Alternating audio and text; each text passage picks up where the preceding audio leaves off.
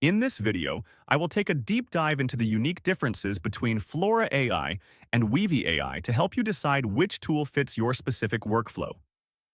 Flora AI is primarily built for individuals and small teams who need a high level of aesthetic organization alongside powerful generative capabilities.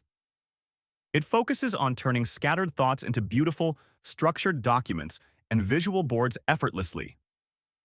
The user interface is incredibly clean, which makes it a joy to use for creative professionals who value the look and feel of their digital workspace. However, the depth of its technical integrations can sometimes feel limited compared to more enterprise-focused tools. On the other hand, Weavy AI is designed with a completely different philosophy. It is built to be embedded directly into the applications you already use every day.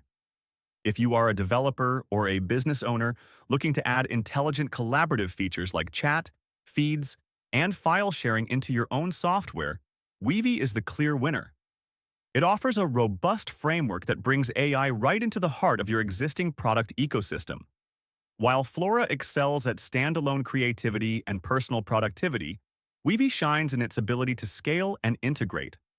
Choosing between them depends entirely on whether your priority is beautiful personal organization or deep structural integration.